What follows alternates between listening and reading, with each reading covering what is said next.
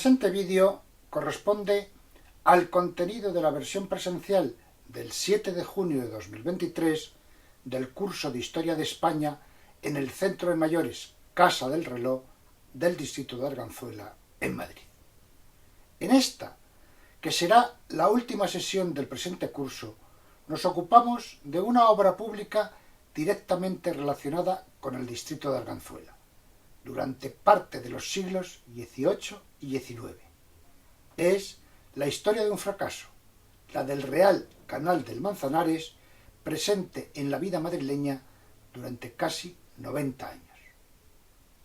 Para situarnos adecuadamente, además de recomendar conocer las dos instituciones que se están ocupando de mantener viva esta parte de la historia local, el GIL y la Plataforma de Amigas del Real Canal, nos remontamos a sus antecedentes, la iniciativa privada que finalmente fue aprobada por el rey Carlos III, los problemas económicos, los de salubridad de sus aguas estancadas y, finalmente, la batalla perdida frente al ferrocarril más rápido y más barato.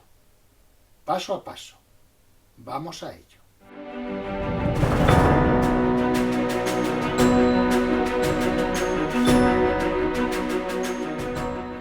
Antes de comenzar mi exposición, deben saber lo siguiente. La Asociación Cultural del Grupo de Investigadores del Parque Lineal del Manzanares está llevando a cabo un notable y meritorio esfuerzo por dar a conocer, divulgar y procurar preservar el patrimonio histórico que representa el Real Canal del Manzanares. Todos los interesados en saber más sobre este tema tienen a su disposición un material contrastado y a la vez muy ameno para profundizar en la historia de una gran obra pública de Madrid superada cuando apareció el ferrocarril. Desgraciadamente, los restos del canal o han desaparecido o se encuentran en un riesgo cierto de poder desaparecer. Desde la segunda mitad del siglo XIX, la llegada del ferrocarril, la expansión urbana de Madrid, el matadero y el mercado central de frutas de Legazpi, la construcción inicial de la M30 y el reciente soterramiento de la misma, entre otros, han sido elementos destructivos de los vestigios del Real Canal del Manzanares. Para empezar, les aconsejo que vayan a la página web www.parquelineal.es. Otro referente indispensable sobre este tema es la Plataforma de Amigos Real Canal de Manzanares, cuya visita igualmente recomendamos. http://realcanaldemanzanares.es. El plano que vemos a la derecha de la imagen es una recreación elaborada por la plataforma del trazado del Real Canal sobre el sector actual de la Comunidad de Madrid por donde discurría. Rastreando la historia del Real Canal de Manzanares. Lo que ven en la imagen es un grabado de David Roberts.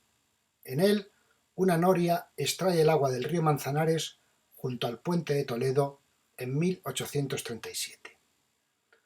Poco más de 40 años después se inicia la construcción del Canal de Manzanares, donde en ese punto de la orilla izquierda, otra noria, según cuentan las crónicas, trasvasaba el agua del río hacia el nuevo cauce artificial. Antecedentes. El sueño de un Manzanares navegable hasta... El primer ítem lo encontramos en el padre de Isabel la Católica. Según recoge Dolores Romero Muñoz, el primer intento de llevar a cabo la navegación por el Manzanares surgió en fecha temprana, durante el reinado de Juan II de Castilla, a mediados del siglo XV, con una idea auspiciada por el propio monarca. La crónica de este primer proyecto fue evocada por el capitán Gonzalo Fernández de Oviedo en sus Quincuágenas de las noblezas de España. En la segunda parte de su obra, Oviedo remitía a un canal que, conduciendo las aguas del Jarama desde el puente de Viveros, llegaría, manteniendo la misma cota, a los pies de la torre de la parroquia de San Pedro el Viejo. Pasamos al segundo intento, en época de Felipe II.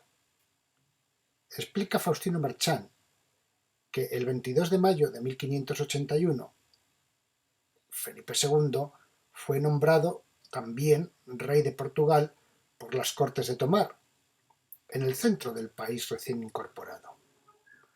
El ingeniero Juan Bautista Antonelli presentará una relación verdadera de la navegación de los ríos de España. En ella se recoge, como parte de un proyecto mucho más ambicioso, la navegación de Madrid a Lisboa pasando por Aranjuez y Toledo. Tanto la muerte del ingeniero italiano como los problemas que atravesaba entonces la corona debido a la derrota de la Armada Invencible contribuirán a que la realización de este proyecto se vaya posponiendo. Llegamos así al proyecto de los ingenieros militares Carlos y Fernando Grünenberg del siglo XVII. Los ingenieros militares de origen alemán Carlos y Fernando Grünenberg, al servicio de Carlos II durante la segunda mitad del siglo XVII, presentaron a la Corte de Madrid una propuesta de navegación del Manzanares. En 1688 imprimieron un memorial donde expusieron su proyecto, uno de los pocos que plantearon la construcción de un canal artificial en la España barroca. Dicha conducción arrancaría de El Pardo, pasando por Madrid hasta Vaciamadrid, lugar donde se unen el Manzanares y el Jarama. A partir de aquí, el canal seguiría en dirección sureste para, cruzando el Tajo, arribar a Aranjuez y Toledo. Asimismo, el canal ayudaría a regar las tierras bajas y protegerlas de los vientos gracias a una política activa de reforestación de los alrededores de la ciudad, adoptando lo que definían como una cultura de plantío. Razonaban los Grünenberg que para hacer navegable a Manzanares no era necesario comunicarle río alguno, pues las aguas con que corre son suficientes, solo con darles consistencia y refrenarles su caída. Y que esto era factible en la forma que practican los países del norte, estancando las aguas y haciéndoles sus canales y diques con sus consas o fasos. Los Grünenberg fueron precisos en el establecimiento de condiciones en el caso de que el proyecto se llevase a cabo con el concurso de los recursos económicos que ellos mismos aportasen. De esta forma manifestaban la necesidad de asegurar los derechos y obligaciones en que incurrieran ambas partes al tratarse de una fábrica ejecutada mediante un privilegio real.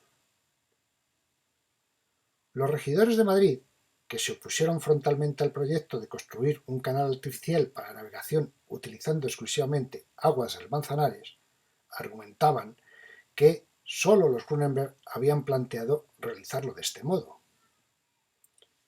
Los Grünenberg salieron de España en 1699. Recuerden que en 1700 empezó la Guerra de Sucesión. El proyecto se aparcó, pero no se olvidó. En 1747 se reeditó el memorial por encargo del conde de Aranda y se creó una compañía para acometer la obra a cargo de Simón Pontero. Finalmente, en el reinado de Carlos III, se aprobó el proyecto de Pedro Martinengo, basado en el de los Grünenberg. Habían pasado 90 años. Lo que están viendo en pantalla es el plano manuscrito levantado por los hermanos Grünenberg detallando el recorrido del canal.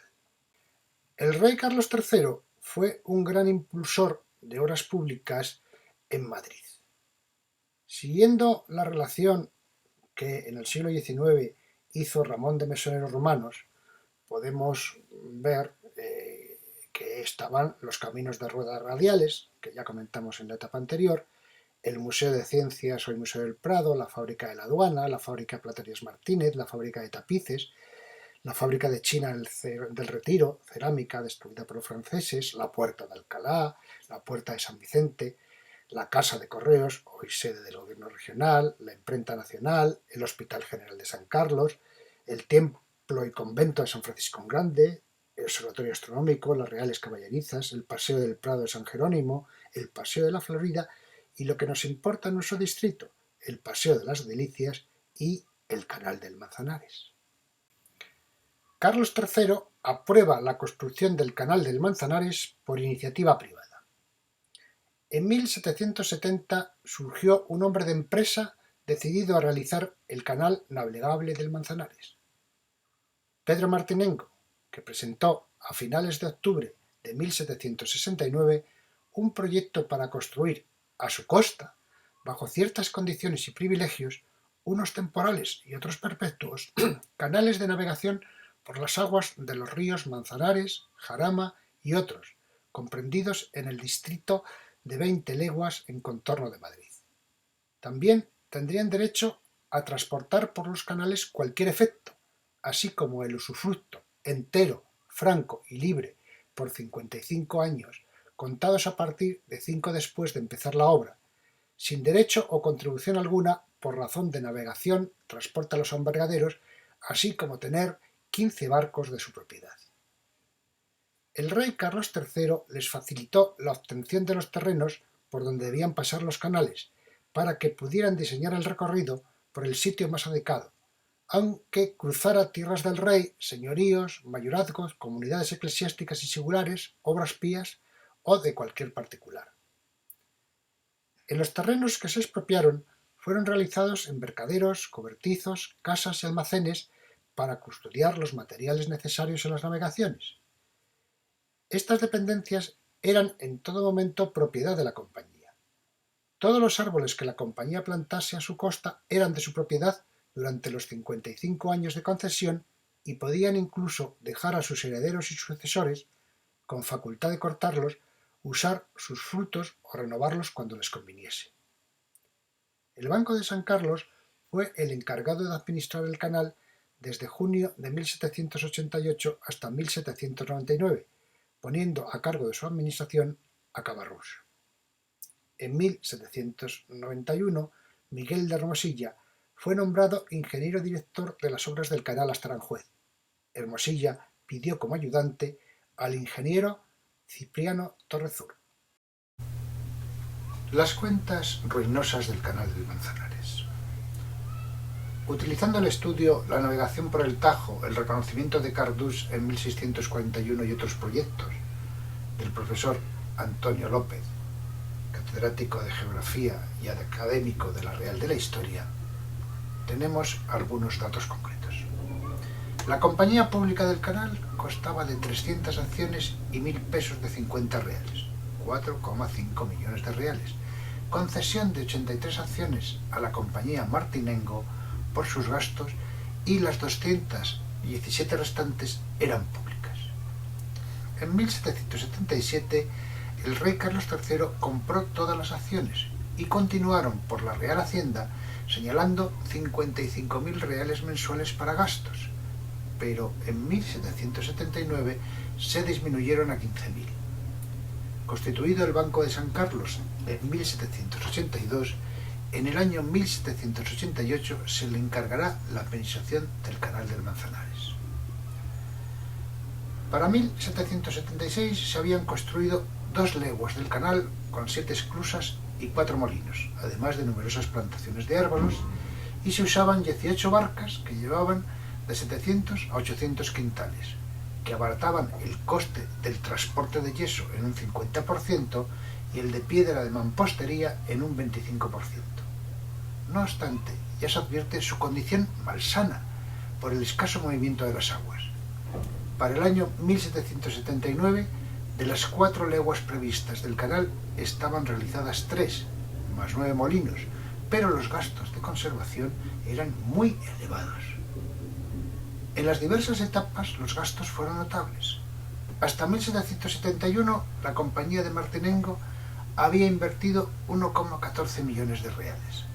Hasta 1777 la compañía general 3,37 millones de reales hasta la quinta esclusa, y entre 1777 y 1788 3,49 millones de reales.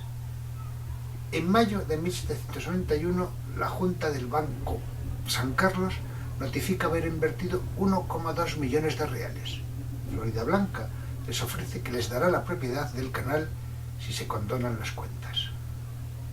Hermosilla, ingeniero director en 1791, detalla la necesidad de 2,23 millones de reales para arreglar lo hecho y 20,5 millones de reales para llegar a Aranjuez. ¿Cuál era el valor de un real en la segunda mitad del 18? Utilizando datos del catastro del Marqués de la Ensenada, de 1752, una docena de huevos costaba 24 maravedíes. Como un real de plata equivalía a 34 maravedíes, puede plantearse el cálculo en junio de 2023 con una docena de huevos que cuesta, de media, 2,30 euros. Luego, el valor adquisitivo de un real sería hoy de 3,53 euros. Es decir, cuando hablamos de millones, 1.000.000 de reales sería 3.530.000 euros. Resumen de la historia del Canal del Manzanares en 1849 y perspectivas que le auguran. La Patria fue un periódico diario publicado en Madrid entre 1849 y 1851. De ideología conservadora, fue fundado por Joaquín Francisco Pacheco y dirigido por Antonio Cánovas del Castillo. En el número 92, de 19 de abril de 1849, página 4, con el título Medios de comunicación, artículo 13, sin firma, publicó un resumen de la historia del Canal del Manzanares y sus perspectivas en una red de canales que atravesarían toda la península ibérica. Según detallan, el Canal de Manzanares era el que debía enlazar con el de Guadarrama, y en consecuencia se empezó a construir este canal por disposición de Carlos III en el año 1773. Explican que sus principales obras consisten en 9 esclusas, 2 puentes en los arroyos Abroñigal y de la Gavia, las obras de cabecera donde toma las aguas del Manzanares por medio de 2 norias y las del embarcadero reedificadas en el último reinado, es decir, en el de Fernando VII. El ancho del canal fue en su principio de 60 a 80 pies en la superficie de las aguas, mas en el día de hoy, se refiere a 1849, estas dimensiones se han reducido considerablemente. Su profundidad es de 7 a 8 pies y su ancho de 16. Ambas orillas del canal están pobladas de almendros, álamos, chopos y otras diferentes clases de árbol. Existen asimismo en las márgenes del canal fábricas de yeso y molinos harineros, y cuenta varios puentes de comunicación y los arranques del que debe construirse para que pase por él el camino de hierro, el ferrocarril. Tal como se encuentra en el día el Canal del Manzanares, 1849 reiteramos, es enteramente inútil para la navegación, pues no se transporta por él más que piedra de yeso para los hornos establecidos en el embarcadero. Según plantean, concluido el canal hasta Aranjuez, como está proyectado, y formando 2 ángulos rectos con el Tajo, a cuyo río ha de cortar perpendicularmente, la comunicación del Mediterráneo y el océano debe verificarse en ese punto. También auguran que si el Canal de Manzanares atraviesa la Mancha cortando la línea divisoria del Guadiana, debe, bajo la denominación de Canal de la Bética, dirigirse al Guadalquivir. Descripción minuciosa de detalles del Real Canal en el diccionario de Pascual Madoz. El Diccionario Geográfico, Estadístico, Histórico de España y sus posesiones de ultramar, publicado entre 1845 y 1850, de 16 volúmenes, fue dirigido por Pascual Madoz, que contó con 20 corresponsales y más de 1000 colaboradores. Se trata de una obra fundamental para conocer la situación de España en el siglo XIX. Pascual Madoz, un político progresista que vivió entre 1806 y 1870, fue ministro de Hacienda durante el bienio progresista y llegó a ser presidente del Consejo de Ministros en 1868 y presidente de la Junta Provisional Revolucionaria tras la caída de Isabel II. Es recordado por la desamortización de 1855 a la que dio nombre y por este diccionario. El tomo 10 está dedicado a Madrid y en él van repartidos algunos detalles, todos referidos al Real Canal. Tenemos las dimensiones de los paseos del canal, que se iniciaban a 630 pies del puente de Toledo, siguiendo la margen izquierda del río. Nos explica que la hermosa pradera del Paseo del Canal tenía una anchura en cabecera de 350 pies, de 328 en el embarcadero, de 823 en el puente de Santa Isabel y de 560 en la primera esclusa. Como ven, corresponde pues a lo que desde el puente de Toledo es actualmente Madrid Río, anteriormente Parque de la Arganzuela y su continuación. En la página 955 explica que a poca distancia se ven 5 yeserías, que son, explica, las que deben dar nombre al camino, y da una serie de detalles. Que cerca del puente de Santa Isabel estaban los molinos de pólvora propiedad de la Real Hacienda, que en la bajada al embarcadero se encontraba el almacén de maderas y el taller de carpinteros, que a la izquierda estaba la fragua, la bajada al dique cubierto y las cuadras para las mulas del canal. Es una de las explicaciones, porque el canal se utilizaba con barcazas de las que tiraban una serie de mulas por ambas orillas del canal. También nos detalla, página 945, que el canal recibe agua del río Manzanares un poco más abajo del puente de Toledo por medio de recipiente circular que le facilita el paso por una alcantarilla cubierta. Hay otros detalles, página 968, en este caso ya referidas a las construcciones de la máquina Sanford que estaban en el Paseo de Recoletos y que entre los distintos útiles y herramientas que fabrican se encontraban las de los 2 molinos harineros del canal, que contaban pues con unos notables adelantos de la época. También habla algo de la financiación, sobre todo de la financiación del canal en el primer tercio del siglo XIX. Dice, se exigían a las puertas de Madrid 4 reales en cada arroba de vino, aguardientes y licores que se introducían, cuyo volumen ascendieron en 1819 a 2,5 millones de reales, la mitad de los cuales se aplicaba por su majestad al adelanto y las obras del canal de Manzanares.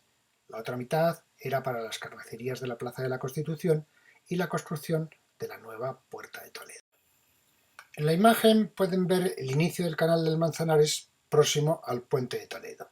Por una parte ven una litografía del año 1819 con la construcción que se hizo en dicha cabecera muy adornada. Por otra tenemos un plano correspondiente al Servicio Geográfico del Ejército de 1866, donde se detalla la ubicación exacta del inicio del canal, aproximadamente pues donde ahora se puede encontrar el número 15 del Paseo de Yeserías. Tienen aquí otra litografía con una vista del embarcadero del Real Canal de Manzanares en 1837. Estamos en plena época romántica y, bueno, pues todo lo que representa el dibujante nos lleva a esa sensación. El embarcadero estaba situado al final del Paseo del Canal, hoy Paseo de Santa María de la Cabeza, junto al puente de Praga actual. El Canal del Manzanares fue una obra pública fracasada que estuvo presente en Madrid cerca de 90 años. Por su fracaso podemos entender que son pocas las referencias muy explícitas en la historiografía y asimismo pues la situación de abandono en la que se encuentran los pocos restos que quedan. Hemos hecho un rastreo de la prensa y las publicaciones en las que hay alguna referencia al canal y desde luego pues se encuentran algunas. Tenemos, por ejemplo, en el Mercurio Histórico y Político de septiembre de 1782, donde se refieren a que una de las personalidades que está en el Consejo del Canal pues es el licenciado Francisco María de Vallarna, abogado titular del Real Canal. En el diario Curioso, Erudito, Económico y Comercial del 10 de julio de 1786, pues dan cuenta de un accidente.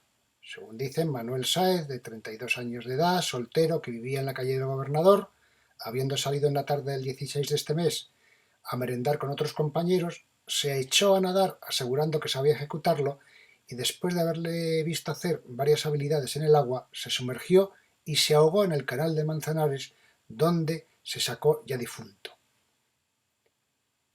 En otro periódico, el Memorial Literario, que era un mensual, en marzo de 1788, se habla del proyecto de unir las aguas del río Guadarrama al canal de Manzanares, a la altura del puente de Toledo, para hacerlo navegable hasta el pueblo de Guadarrama y acercarlo así al canal de Castilla. En el Diario de Madrid del 31 de octubre de 1788 publican un anuncio.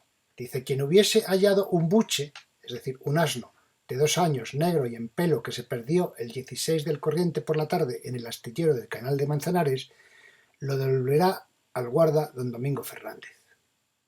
O también tenemos una referencia explícita en la 9ª Junta General del Banco Nacional de San Carlos, que se celebró en marzo de 1791, donde detallan el acuerdo de construir un molino en la tercera esclusa del canal de Manzanares, bajo la dirección de don Francisco Bavedat, para minorar el perjuicio de la navegación para los asentistas de yeso.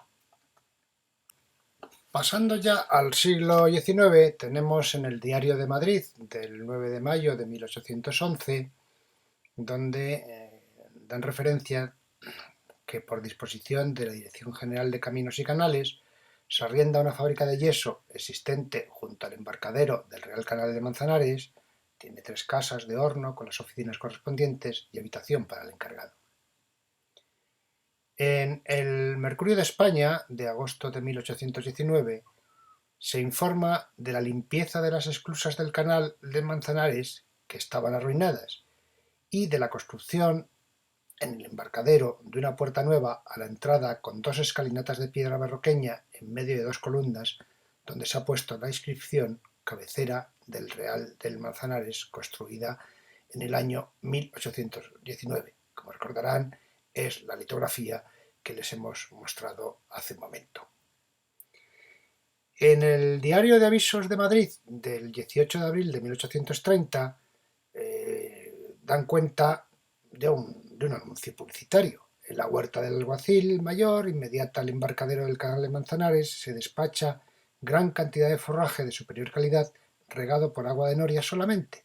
Para tratar del ajuste se acudirá al almacén de vino de la Plazuela del Ángel, tal y tal. El hecho de que especifiquen que se regaba por agua de norias del Manzanares, pues seguramente tiene que ver para asegurar que el forraje no estaba regado con esas aguas estancadas del canal que ya tenían muy mala fama. En un diario dedicado a la literatura, del 20 de octubre de 1837, hay un cuento romántico, Él y ella, en donde se describe una historia de amor, seguramente subido de tono para la época, pero nos encontramos en pleno romanticismo, y hay una escena en la que cruzaban las arboledas del canal y halagaban su amor, etcétera, etcétera.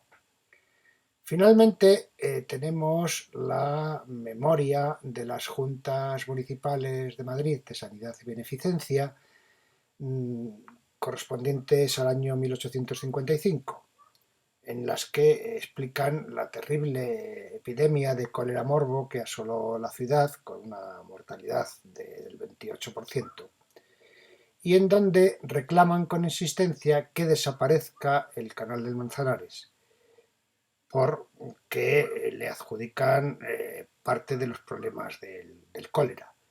Reclaman con insistencia que desaparezca el canal y bueno, parece que en el momento logran que se hagan algunos trabajos para que sea menos insalubre. No obstante, esto ya estamos en la fase final del canal. El Ayuntamiento de Madrid cegó el canal en el año 1862 para evitar problemas sanitarios y muy posiblemente para quitarse de en medio la escasa rentabilidad del mismo. El ferrocarril marcó la extinción del canal del Manzanares. Su objeto en la última etapa era el transporte por el canal de yeso y piedra de construcción que se traía desde la zona de Vaciamadrid y Vallecas hacia Madrid, pues para las obras de construcción que se estaban desarrollando en la ciudad que vivía su ensanche. Cuando desaparece el canal, las yeseras necesitan una alternativa y a partir de ahí surgen distintos proyectos, uno de 1878 que concede una línea de tranvía de vapor de Pacífico a Vallecas, pero que tiene problemas porque entra por medio la competencia de otra compañía con el tren de Arganda. No obstante, hubo una línea como Tranvía Vallecas y sus canteras que tuvo 10,5 kilómetros entre Pacífico y las canteras. Según indica Juan Perís, la explotación tuvo que paralizarse en sucesivas ocasiones por las dificultades financieras, incluso por la sustitución de la tracción a vapor por la tracción de sangre. Seguramente es que volvía a haber mulas tirando de los vagones. Y en 1891 se hace cargo de la compañía Crédito Mobiliario Español únicamente para el tramo de Madrid, Vallecas, Puente de Vallecas y Yesería Seco, línea que se prolonga en 1895 y esa línea era conocida como La Maquinilla. Tienen ahí una foto de ese pequeño tren.